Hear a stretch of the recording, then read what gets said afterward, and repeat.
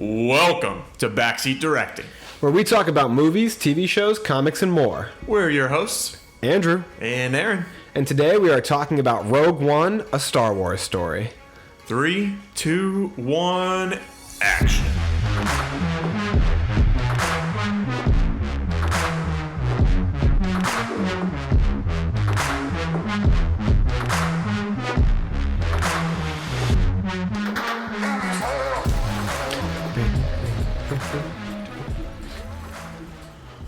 All right, welcome to the podcast, listeners and viewers from all across the world. We are so happy to have you here. Today we're talking about Rogue One before the Disney Plus series Andor comes out. At this point of us recording this podcast, it has not come out yet, but at the point that this podcast is released, the first episode will be out. Which I'm excited to see Andor, so I felt like it was necessary for us to watch Rogue One to get kind of back into the headspace. It's where we got introduced to his character and his world. So we are going to talk about the movie as a whole, not just about Cassian. This review will be full of spoilers. We're going to be just talking about the movie and the universe. The movie has been out for quite a while, so you've had your chance to watch it. If you haven't seen it and you don't want it spoiled, pause it, come back to us, and then we can have a discussion because we're all excited for Andor to come out. So this movie is directed by Gareth Edwards, who is most notably known for Godzilla. So he is, experienced with directing big budget movies with lots of special effects and big monsters. I feel like he did a great job with this movie. What did you think about the direction? They were subpar. I definitely could have done better with my computer here. Yeah, they're mediocre at best. I mean, hey, it's just a Star Wars film. Like, if you don't make it great, who's really going to be disappointed? I don't think many people are seeing these movies. Yeah, there's probably, 100 fans, maybe? A handful. Yeah. Almost as many fans as our show has. But moving on into the actors, the star of this movie is Felicity Jones as Jyn Erso. And then Diego Luna plays Cassian Andor, who we're going to see a new show about on Disney Plus very soon. Mm-hmm. Alan Tudyk is K2SO, the droid. Ben Mendelsohn as Orson Krennic, or Director Krennic. Guy Henry is Governor Tarkin. We have Forrest Whitaker as Saw Gerrera. We have Riz Ahmed as Bodhi Rook, the pilot from the Empire. We have Mads Mikkelsen as Galen Erso, the father of Jyn Erso. And we have Jimmy Schmitz as Bail Organa, reprising his role as Leia's father. This film came out in 2016, rated PG-13. It's 2 hours and 13 minutes long. Has an IMDb rating of 7.8 out of 10. Rotten Tomatoes for the critics is 84%, and then 86% for the audience score. The budget for this film was $265 million, give or take a little bit. And then the box office was $1.058 billion. With a B. Billion. And not a whole lot of movies get that upper echelon of crushing that $1 billion mark. Billion. So that is a huge accomplishment for the filmmakers and everybody involved in this movie. Also, 84, 86 on Rotten Tomatoes, nothing to sneeze at. Very well reviewed, especially for Star Wars movies, which are often faced with a really critical eye because of decades of lore and history and then being held up to the standard of all these other movies that came before with incredible receptions. Yeah, fans that span across generations, too.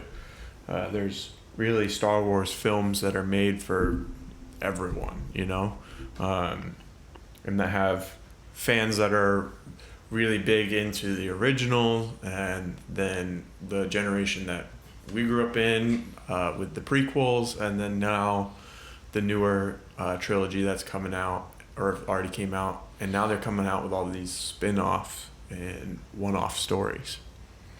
Yeah, they're really expanding the universe, and they kind of started that with Solo and Rogue One, expanding out of the bigger cinematic films that, are obviously kind of surefire bets at the cinema.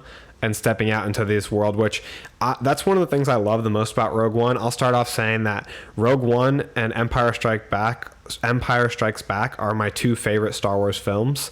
And what I really like about Rogue One is how it steps out of the Skywalker saga and tells a story about characters who aren't necessarily just in this small linear story, aren't just Jedi.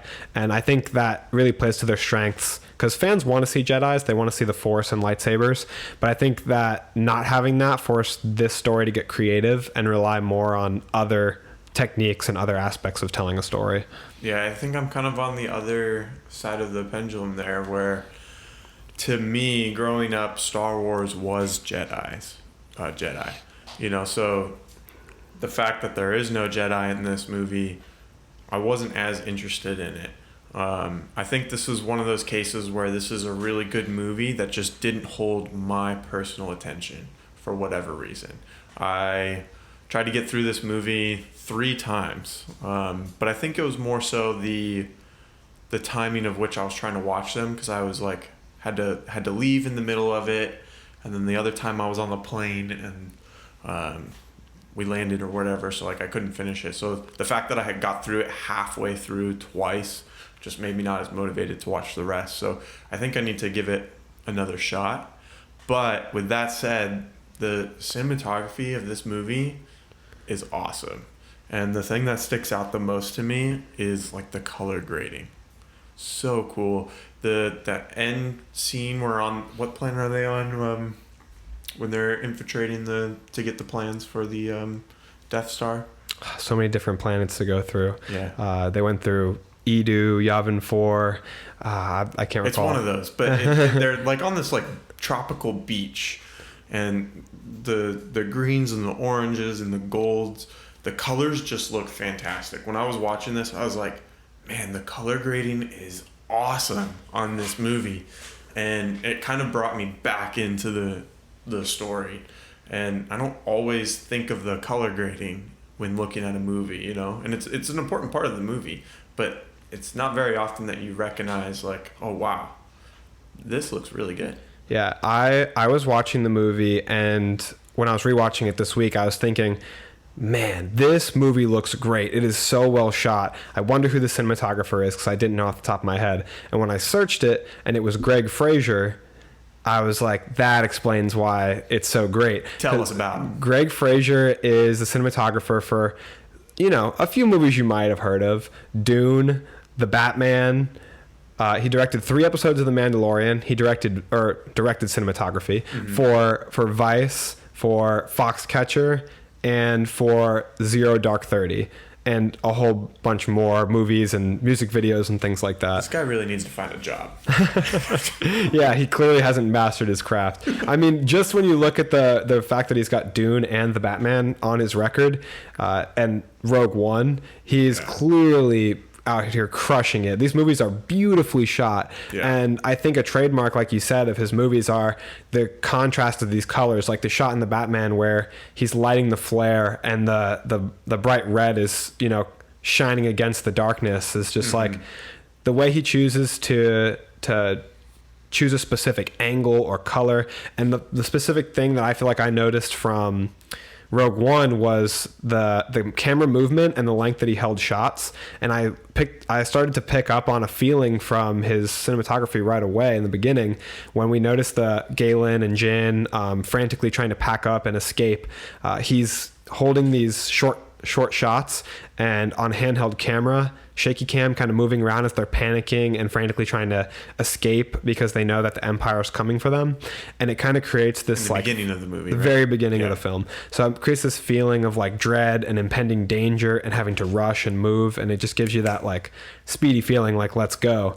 And he does that a couple of times. I mean, he holds and pans in a shot on Jin's face after she has after she hears the message from the hologram of her father, Galen Erso, talking about the plans and talking about how he tries to only think of her when he's strong, and how much he misses her and the life he should have had with his little Stardust, and her eyes just welling up with tears. He holds a long shot there, so it's all very like intentional and controls your emotions in ways that moment executed with a powerful shot. Exactly. Everything has to come together, because the movie's playing on, the music, the shots, the performance, and when one of them lags behind or doesn't hold up, it really affects it. So him elevating the cinematography to that level really controls how I felt throughout the movie. Yeah, this movie had a good contrast to even other Star Wars films, to where, like, I don't know, when you think of Star Wars, what kind of comes to your mind? Like, kind of like a deserty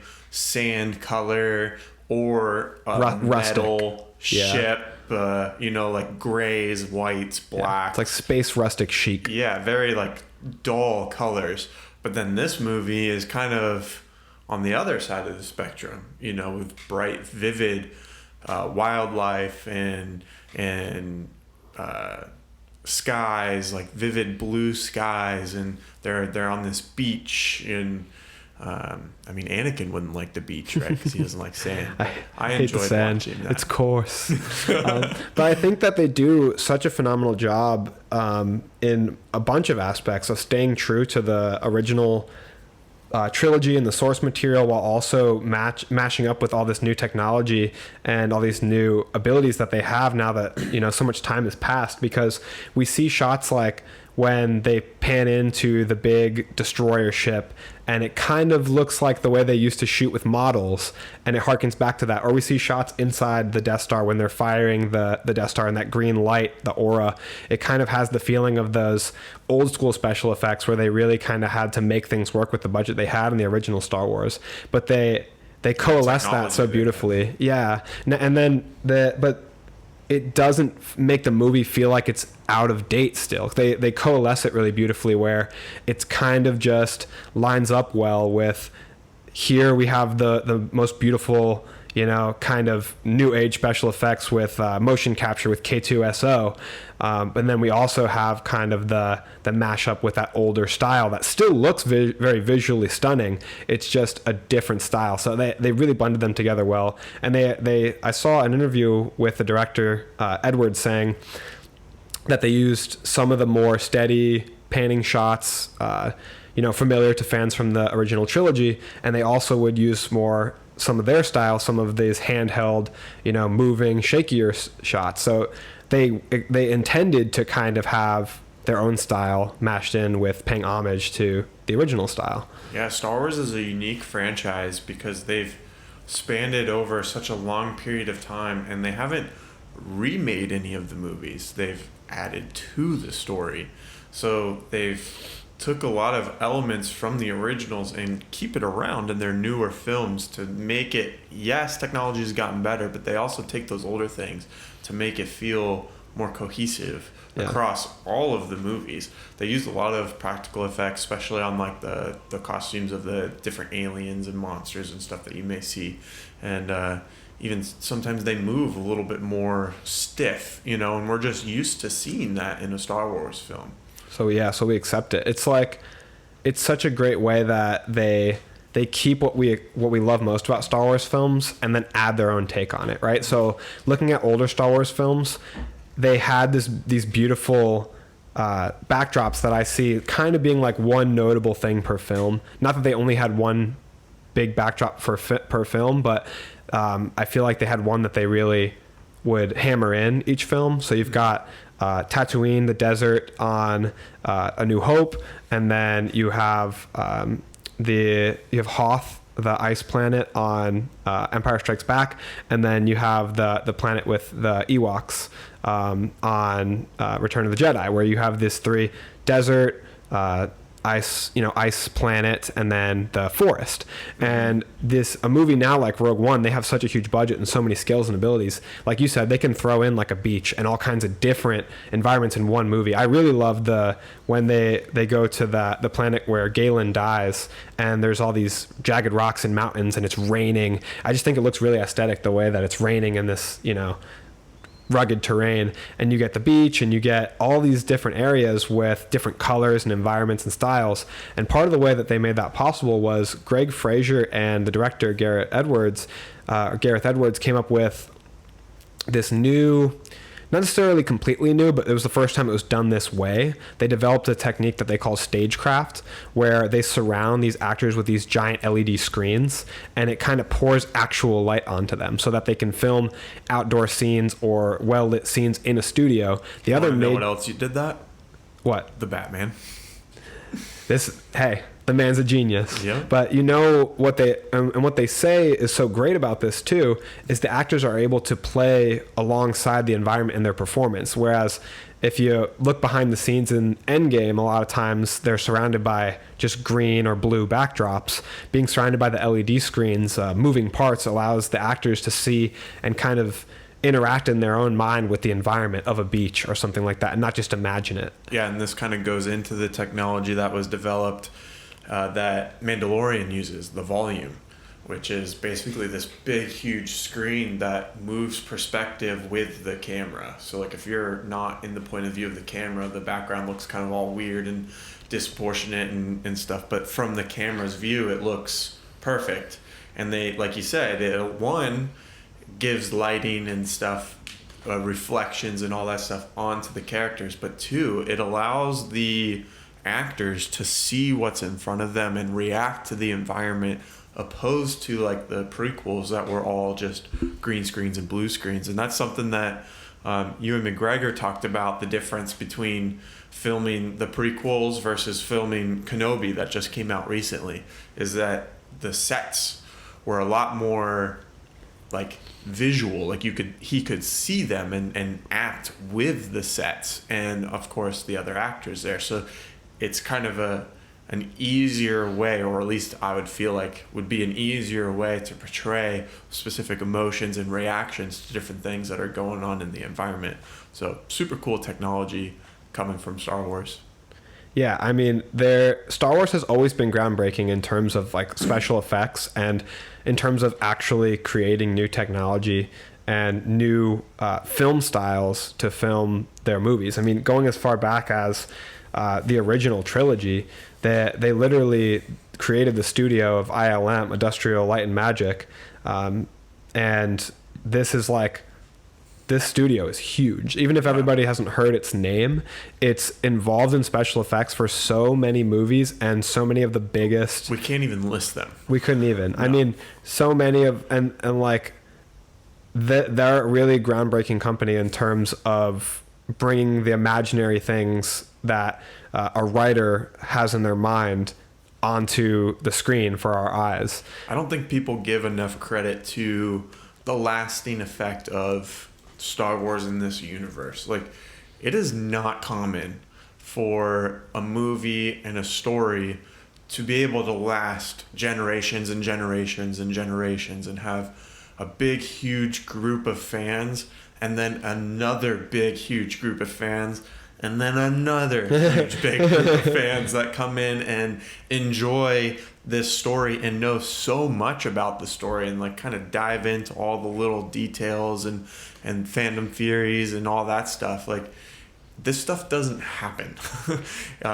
We've been spoiled with a few like top of the top franchise and stories, but like something like this is not common. It doesn't happen very often, and it's amazing that we're able to enjoy this. Yeah, Star Wars' run is definitely unprecedented. They're, one of the top dogs out here, and the fact that they can just put out a movie on any given year and it's gonna gross $1 billion or $2 billion is incredibly impressive and a testament to the cultural phenomenon that Star Wars is. In your mind, what do you think the least performing Star Wars movie was?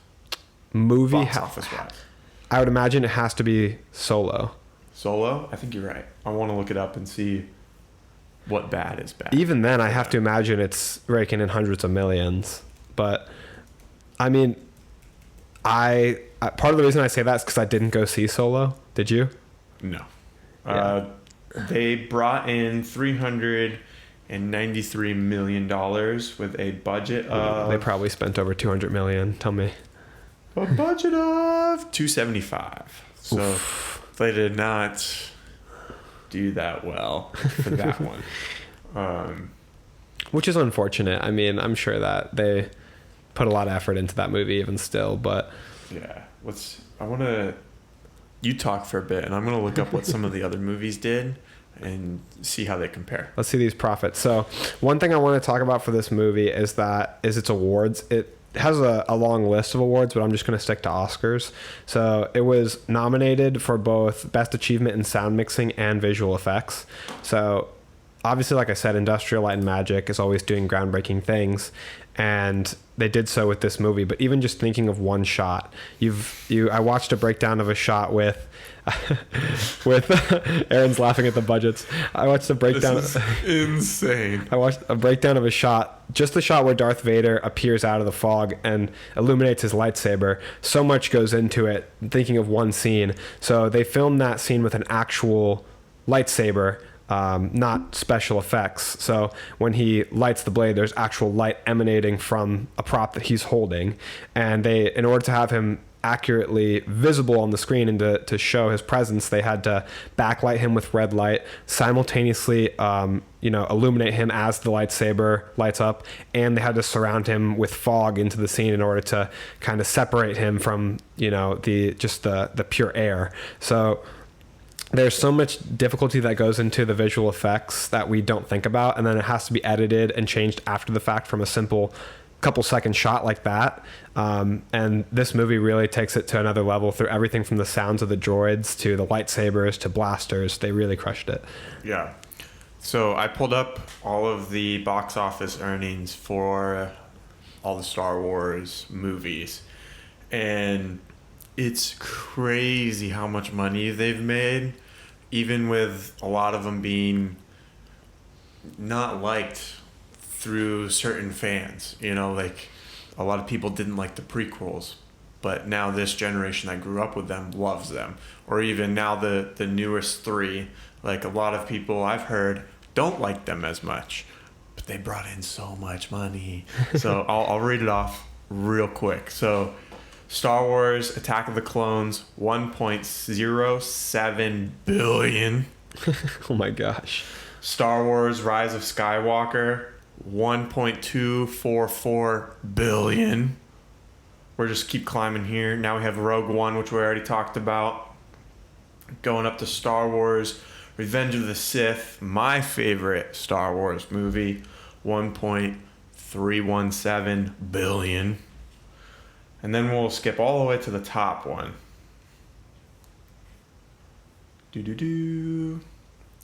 Is number one, Star Wars A New Hope, 3.790 billion.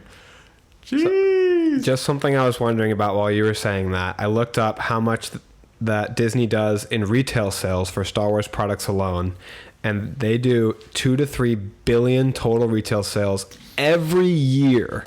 So like clockwork, they are pumping out $2 to $3 billion of retail on top of that constantly for toys and merchandise and selling lightsabers and all these things. Star Wars is definitely one of, if not the most profitable franchises in entertainment. Yes. I'm looking up to see how much Lucasfilm sold. To see if it was worth it. Yeah. Disney definitely is marketing geniuses. Not that George Lucas isn't. I mean, George Lucas definitely is a big part of the reason the original three were so successful and made so much money. Disney announced a deal to buy Lucasfilms for $4.05 billion on October 30th, 2012, with half of the money paid in cash and the other half in Disney stock. What, did they send him a truck to his house full of cash? $2 billion in cash? My gosh. And the other half is in stock. And I mean, Disney stock isn't going down. And George Lucas has always been smart like that, taking percentages on these properties to make sure that, he's making way more money that way. He even did that back in the original trilogy, taking percentages. So he's a smart businessman. He's not a chump. But Disney is definitely smart in their $4 billion investment, obviously, when they're turning around $5 billion a year each time they make a movie with that and the profits of merchandise. So money is a crazy thing, isn't it? Oh, yeah. Hey, Disney, if you wanted to sponsor us, we'll say some good things about We don't have integrity. Yeah. send it over, baby. Anyway, I have a few interesting fun facts. To me, one of the most interesting things about this movie is the cameo by C-3PO, where he's played by his original actor Anthony Daniels, makes him the only actor and character the only actor to show up in every Star Wars movies. And I say the only actor because he shows up in Solo, but playing a different character other than 3PO. So he ties across the whole universe. Yeah, he's the only actor. I like that. That's cool. Yeah, exactly. And you know who else has been in every episode of a franchise? Both of us have been in every episode of Backseat Directing. If you guys are listening this far and you appreciate us making these episodes every week, we're putting them out every Monday and Thursday, please go ahead and like, follow, and subscribe. Rate us, tell a friend about us, share things. It's super helpful. We're really early on and we're trying to grow this, and we appreciate every little bit. So we thank anybody who's listening right now. Dang, that was smooth. For a second there, I didn't know where you were going. I knew you were supposed to say, like, hey, like, subscribe, follow. But then the way you started it, I was like, Andrew, no, you're skipping. We got to tell the people to follow. And then you just slid it in there so elegantly. That was good. Hoodwinked. All right, what are we talking about now? All right, so we're going to move on. We're going to actually a little bit kind of circle back to ILM. So we're going to talk about John Knoll and his involvement in this movie. Yeah, so he's the executive creator director at ILM, like you said. He's the senior visual effects supervisor on Rogue One. And he is the man who came up with the story for Rogue One. He originally had the idea back in 2004. And then it wasn't until Disney took over in 2012 that it seemed more likely that this story could actually happen. And kind of his inspiration for that was that Disney was starting to explore kind of one-off stories outside of the Skywalker saga, like you were talking about, with like Solo was in development and stuff like that. So he kind of started pitching it to people, and as he started pitching it to people, he got more and more details of his idea and kind of creating this story. So one of this, I got a quote here from something he said. He said, as he's pitching it, he said, think of a picture a SEAL Team 6 in Star Wars universe, and then they're going on this desperate, high-stakes mission to break into the most secure facility in the Galactic Empire to steal the plans of the Death Star.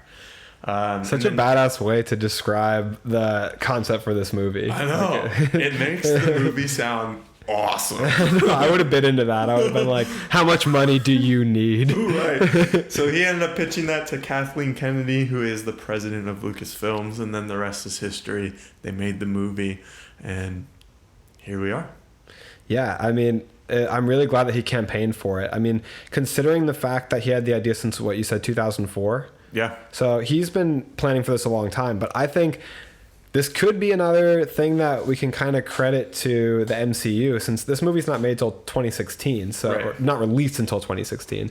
But I think seeing the financial opportunity and success of the extended universe for something like the MCU could be part of the reason that, Star Wars, the extended universe of Star Wars got legs in the first place. Yeah, I think both Star Wars and Marvel have both kind of redefined the movie industry, and they're both owned by Disney. Yeah. Well, isn't monopoly a thing? Like, aren't there rules against that? I don't understand the laws. I've been confused by the same question myself. But everything's copying suit, right? Like, you have movies like Godzilla expanded universe of Godzilla. I mean, everything wants to move in that direction. The profitability has just been so proven at this point. Yeah, for sure. I mean, that being said, I don't feel at all like this movie's a cash grab. I think this movie was made artistically and like with the idea of telling a story first, Yeah, not only is it telling the story first, but from like when we were talking before we started recording, it fills in gaps and questions that people had in episode 4. Yeah, I mean, we kind of just had in A New Hope, the quick line thrust in there of, you know, the ongoing war with the Rebel Alliance against the Empire in the text crawl, and we see that plans for the Death Star have been stolen, and this movie just branches out from there, being created off kind of small lines in A New Hope. Another big gap that I think it fills is a lot of fans kind of have the critique in A New Hope of, it sure is convenient that there was that one air vent that if you shot it blew up the whole big giant super advanced planet killing machine. But I think that this movie very neatly ties a bow on that by showing that the genius who designed it was, you know, racked with guilt, and he was this morally good person being forced to do something he didn't want to do. So he intentionally designed, you know, behind the scenes while playing the role, designed this failsafe where the Rebel Alliance could get in and have a chance at defeating the Empire by putting in this air shaft that would allow the whole mechanism to become undone. And I think that's kind of where a lot of people draw the parallel of Oppenheimer to Galen Erso, because, you know, they're both scientists who are first and foremost men of discovery and research and exploration and invention, and they go out into the world to create something, but they unintentionally create a means of death and destruction. It's like Galen Erso says in the movie, it's the Death Star. There isn't a more perfect name for it. It is a weapon of death to him. So he regrets this and feels immensely like just racked with guilt for it. So he's this kind of tortured character, and I think it kind of parallels the way Oppenheimer felt about designing the atomic bomb and the repercussions that came with that, which is really interesting to see the different ways fiction, even something as fantastical as Star Wars, imitates life in that way. Yeah, and it's crazy the kind of impact and relevance that the stories have, to where they've been around for so long that they're able to fill in the gaps with more story, which is super cool, right? Like, to have these maybe like critiques on your story and your creative process and stuff, but then to have the opportunity to fill in the gaps, like, that's super cool. The interesting thing to me is that the creators of Star Wars, in whatever capacity, because it does change hands obviously to Disney and different directors, have always been, I don't want to say always, because I know that I'm going to get burnt for that, but in a lot of instances have been so incredibly dedicated.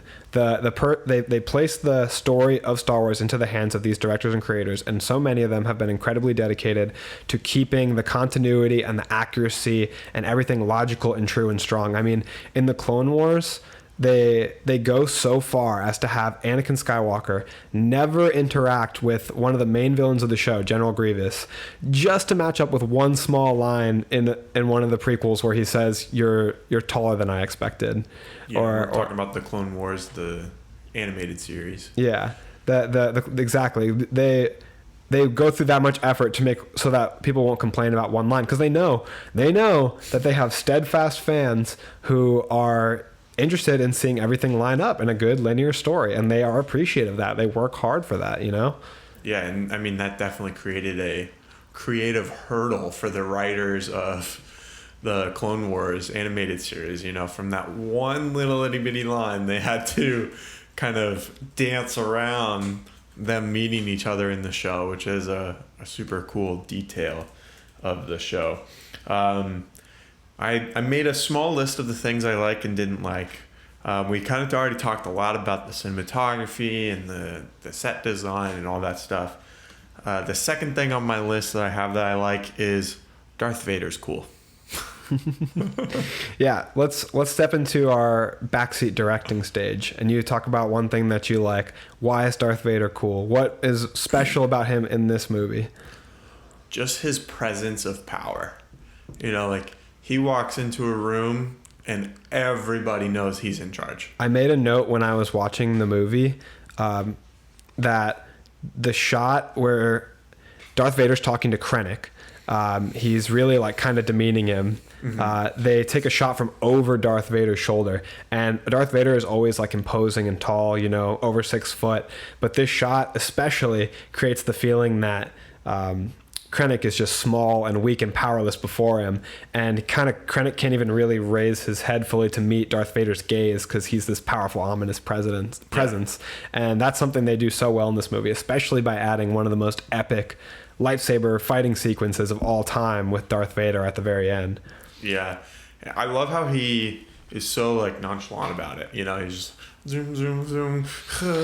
I love seeing the actual use of the Force. Yeah. Yeah, he's just like, you guys aren't even an obstacle for me. You know, like I'm just gonna walk over here now. Yeah. Like, get out of my way. I love seeing the way he pulls all the guns away from the group of like 4 or 5 guys, because I always wonder, you know, why wouldn't you? He probably could just pull them all towards him and like knock them off balance or whatever. But wouldn't be a cinematic. But he wants to go and kill them all. Yeah, he likes the dread in their hearts. Yeah.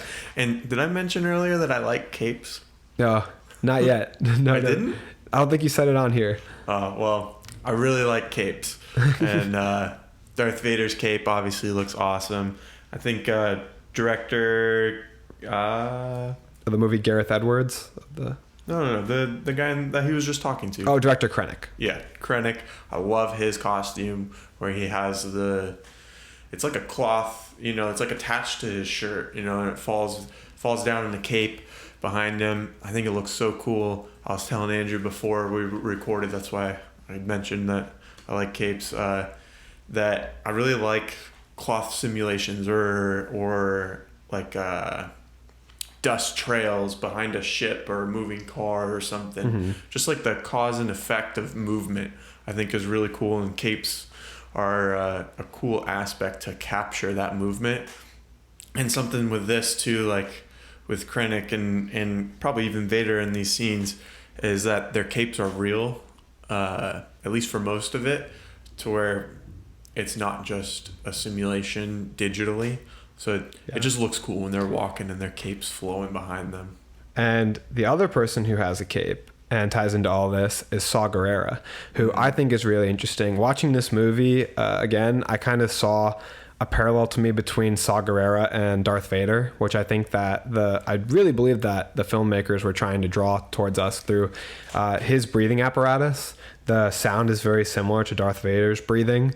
And I think that he's kind of just the other end of the chain of Darth Vader, because Darth Vader is on one end of the radical. He's a radical for the Empire, and Saw Gerrera is a radical not for the Rebel Alliance, but for the same cause. He's a radical freedom fighter. So one's a radical for freedom, and Darth Vader's a radical for oppression. And then Saw is kind of this ominous figure looming about that people see as somebody willing to do anything for his cause. And he's a little bit, morally gray or unjustifiable. And I think that he also has that tall looming presence. He wears armor and plus the breathing apparatus. I think they're showing us a counterpart to Darth Vader and the ugly side of both sides of a fight or a war. Because I think that Star Wars it's never glorifying war. It's showing us the ugly nature of war in a sci-fi setting. Yeah, it's funny that you mentioned Saw in that scene and stuff, because as you were saying before, let's kind of get into our backseat directing segment where we say what we liked and would continue to do, and then also some things that we would change. I feel like the part where he gives the fighter pilot to that creature to basically this creature sucks on him or whatever and makes them compel the truth or whatever. And a side effect of that creature doing its thing is that they go mentally unstable and they lose their mind. Well, he didn't really end up losing his mind at all. Pretty much in the next scene that we see the fighter pilot, he's maybe a little dazed from it, but then he comes back to normal relatively quick, and you don't really see him overcome that in any way. So why say that line? Like, if you don't want to change the whole his like character arc, why not just have it be a dramatic experience that kind of affect him a little bit like it did, and then just take out Saw's line of like, it'll make you lose your mind, like, because that didn't happen. They probably could have leaned into it more heavily, especially with the quality of actor that they have in Riz Ahmed. I mean, he's incredible and got things like Sound of Metal under his belt, so I'm sure that he would have, really chewed on it if they gave him, some steak for that aspect of his character. He would have really. It could have caused some tension or hurdles for the whole crew to overcome as he's trying to get back to his normal mental state. So that would be the one thing I would change, or something I would change about the movie. Andrew, what would you change, if anything? I know you have something to change. I mean, I don't think I've ever seen you watch anything that you liked 100%. You always have a critique. So if I could change one thing about the movie, it would probably be to maybe inject a little bit more Darth Vader into the movie. I don't think that we see him for a good 45 minutes or 30 minutes or so. Over an hour. Really? Yeah, because the 2 times that I watched this movie without finishing it, I watched up until when Jin's dad died. And that's an hour into the movie. And then the next scene or two, that's when we see Darth Vader. So the first 2 times that I started watching this movie, I didn't get to see Darth Vader, and I was an hour in.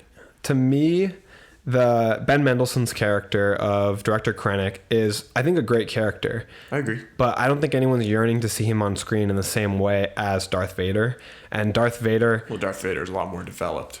He feels like we want him to be the true villain of Rogue One, but the true villain of Rogue One is Director Krennic.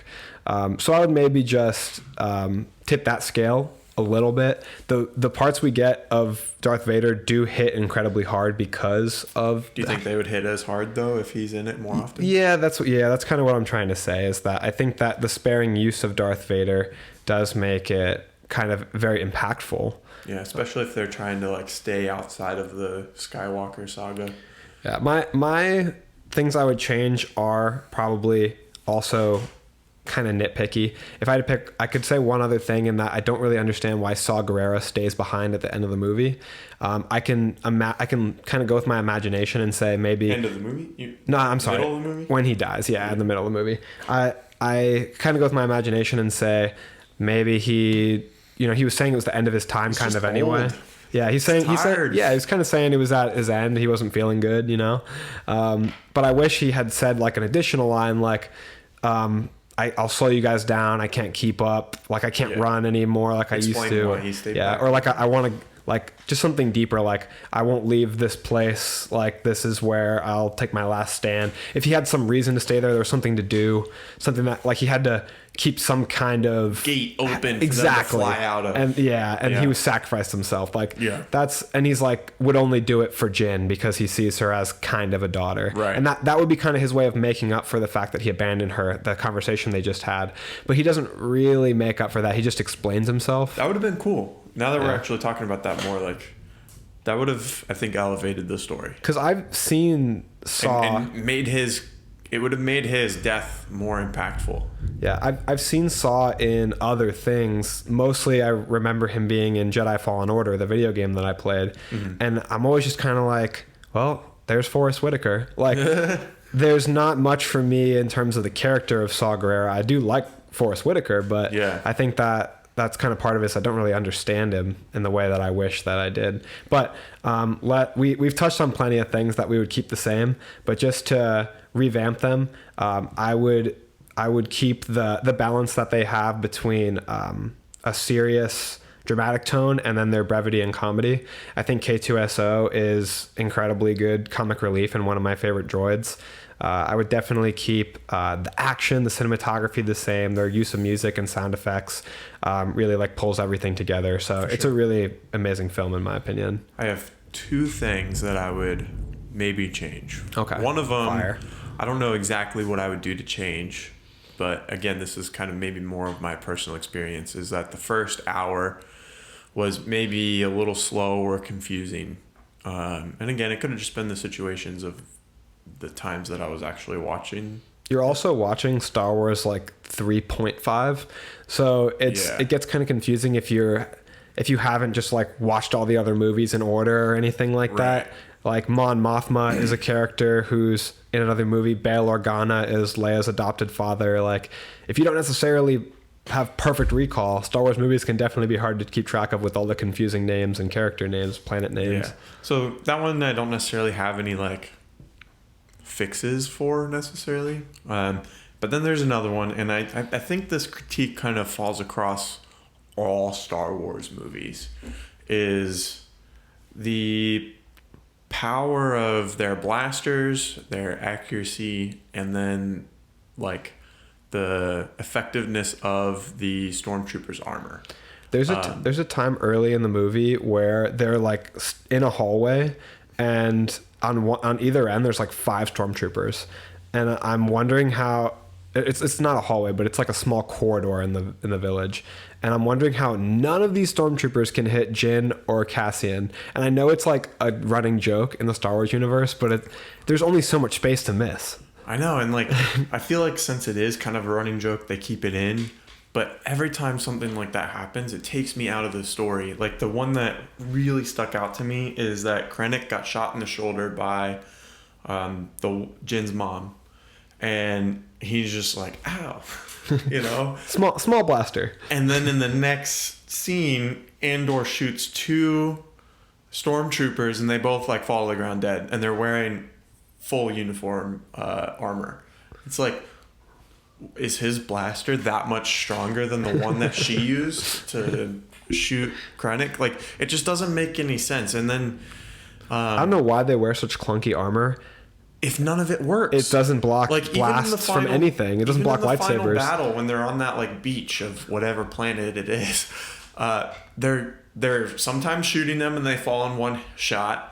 Or they'll come up and give them like an elbow to the face, and they fall down after one elbow to the face. So what does it protect them from? Yeah, and then another time they'll like tase them like in the neck, and that one makes sense, right? Through an opening in the armor. Yeah, but most of the time these soldiers are going down after like one hit of a stick, or you know, like one blast. But then like all these main characters, whether they're protagonists or antagonists, they get shot with no armor whatsoever. And they're fine. They can fully move their arm, and like you don't see any repercussions of it. You know, there's no there's no consequences of being shot unless you're a stormtrooper, and it really takes me out of the story every time I see something like that.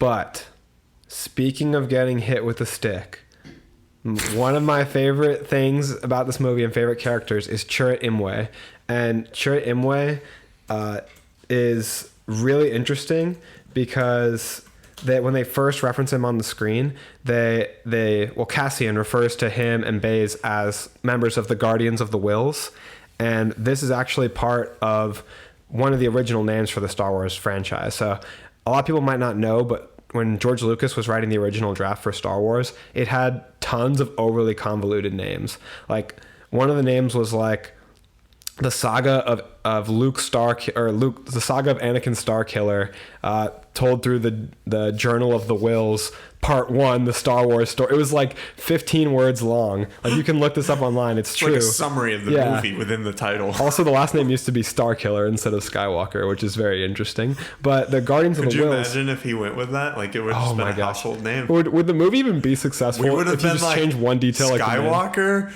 wow, what a weird name. But anyway, the Guardians of the Wills were to be these kind of keepers of tales, and they would have been the ones who were kind of narrating the story as if they were retrospectively looking back on history and talking about past events. So the text crawl kind of maybe would have been them setting the stage. And there's also fan theories that the Wills that they refer to would have been Yoda's people or Yoda's species, but that's not confirmed. So that's just a fan theory. But they scrapped this idea ultimately, deeming that it was unnecessary to have this narrative format of the past storytelling. Obviously changed the name to Star Wars, and eventually added the Part 4, A New Hope, and decided to go with a different narrative format, which I think was a good choice, but especially a good choice to change that long title. I am one with the Force, and the Force is with me. I am one with the Force, and the Force is with me. Those are great. He's so cool. He's basically like Star Wars version of Daredevil, and I love Daredevil. Who's Daredevil? He's this guy from DC.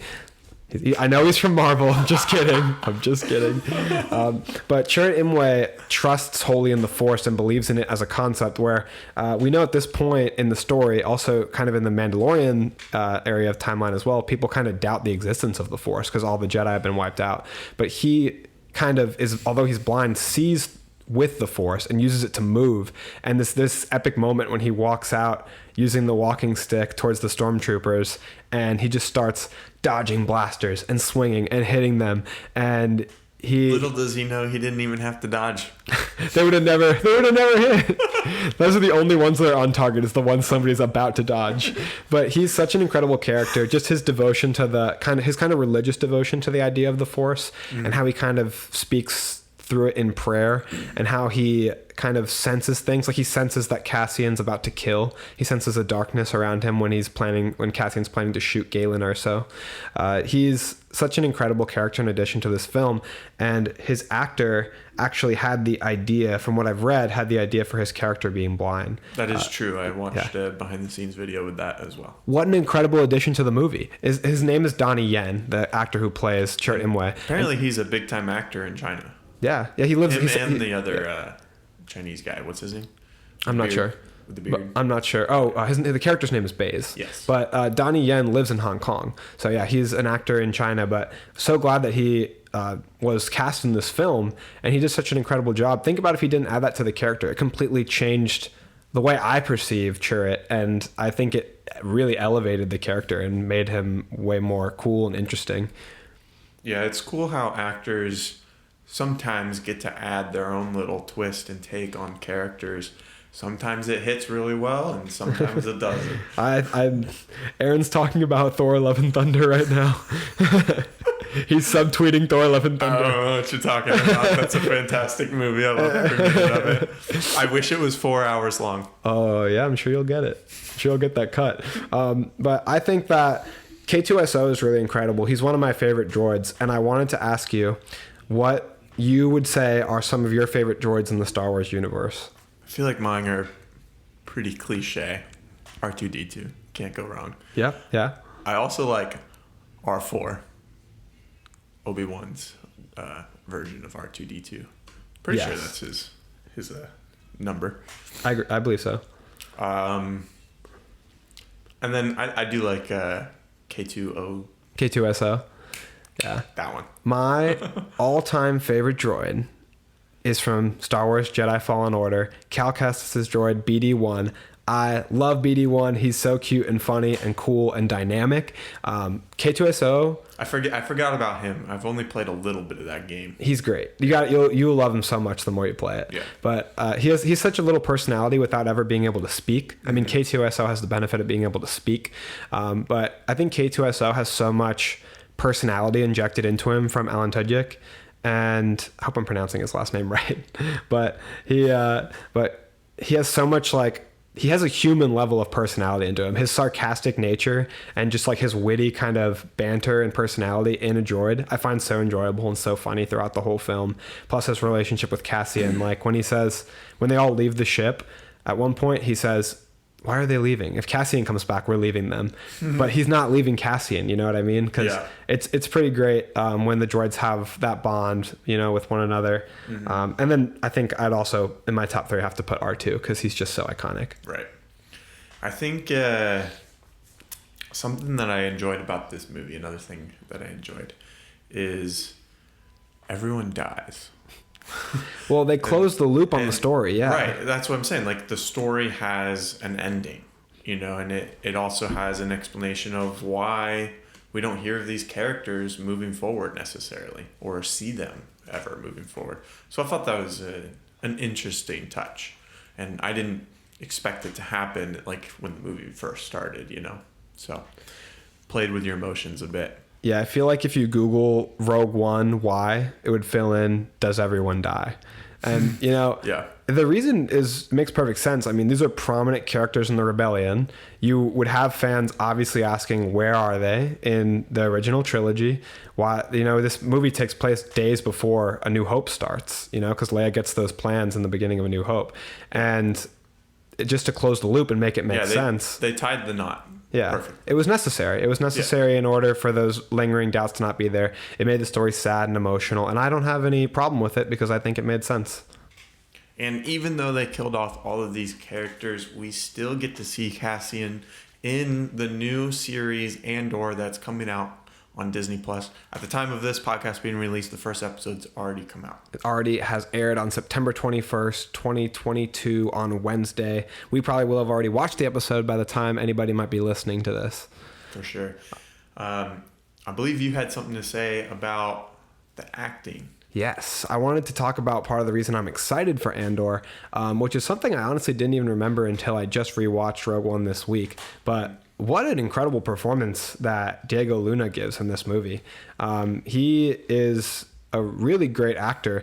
I don't even know if I paid close enough attention to the details and minutia of his acting the first time I watched it, but it's kind of, it reminds me of hearkening back to people talking about the scene in The Godfather where Michael's in the bathroom debating about having to go out and kill the gentleman he's dining with, and the acting's all displayed across his face. It's used predominantly as an example of time with nonverbal acting, and I think that we get multiple examples of this from Diego Luna as Cassian Andor, where he clearly is in this inner turmoil of not wanting to kill. He doesn't want to kill for no reason, but like he said, he's been in this fight since he's 6 years old. This cause means so much to him, and following orders means a lot to him. So he kills people that he doesn't want to kill, like that informant in the very beginning. After he shoots him, they hold this shot on his face where he's just kind of grimacing and battling with his demons for a moment because he had to kill somebody that he didn't want to, kind of an innocent person. It's not a stormtrooper who's attacking him. And we see that same look crossing over his face as he's looking through the rifle at Galen Erso, specifically because I don't think he wants to kill Jin's father, because he started to build a bond with Jin. Mm-hmm. And he's kind of fighting inside himself of staying true to the cause and doing what he thinks is ultimately a necessary evil versus trying to win the fight without doing anything evil at all. So I think he's this really interesting character we'll get to see more of, and I'm excited to see Diego Luna's performance in this character as well. Yeah, I would consider myself a casual Star Wars fan, and recently saw the trailer for Andor and was like, that looks good. I'm going to watch that show. So I'm excited to see it as well. And again, at the time of this being out, we'll probably have already seen the first episode. Yeah, I can't wait to do a review on Andor as well and talk with everybody about what you guys thought.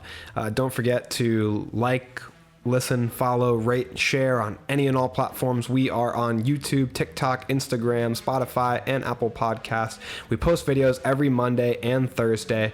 This video is going to be coming out on Monday, and we look forward to seeing every one of you guys. Yeah, our last episode was on The Woman King. Go ahead and check that out. We do a non-spoiler review for the first half, and then we get into more of the details and spoilers in the second half of that. So if you're interested in watching that movie, or if you've already seen it and want to kind of hear our thoughts or maybe some background information of the movie, go check it out.